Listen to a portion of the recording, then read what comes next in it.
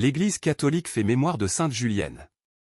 On connaît une quinzaine de Saintes Juliennes dans les divers calendriers régionaux.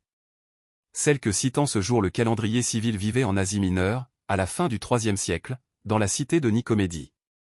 Elle refusa le mariage qu'on lui imposait pour consacrer sa vie et son cœur au Christ en priorité.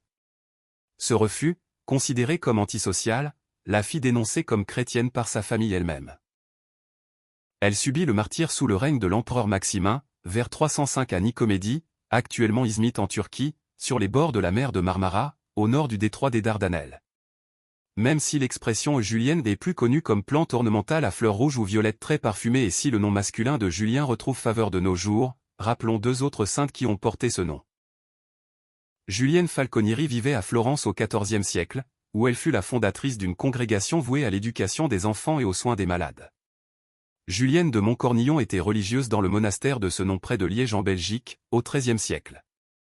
On vous parlait le 15 février du jésuite Claude de la Colombière qui fut le confident et le guide spirituel de Sainte Marguerite Marie au moment des apparitions du Sacré-Cœur à Paray-le-Monial, au XVIIe siècle.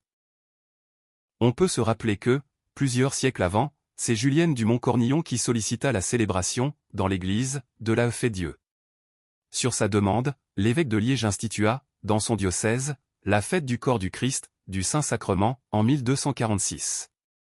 Ajoutons une anecdote, le dictionnaire Robert rapporte que, dans l'une de ses œuvres, Flaubert parle des Juliennes qui sont cueillies pour orner les reposoirs de la fête Dieu.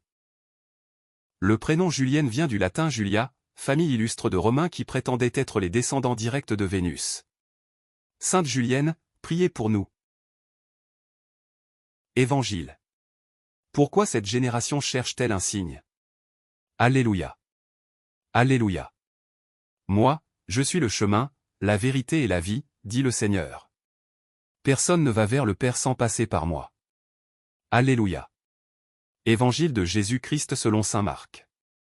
En ce temps-là, les pharisiens survinrent et se mirent à discuter avec Jésus pour le mettre à l'épreuve.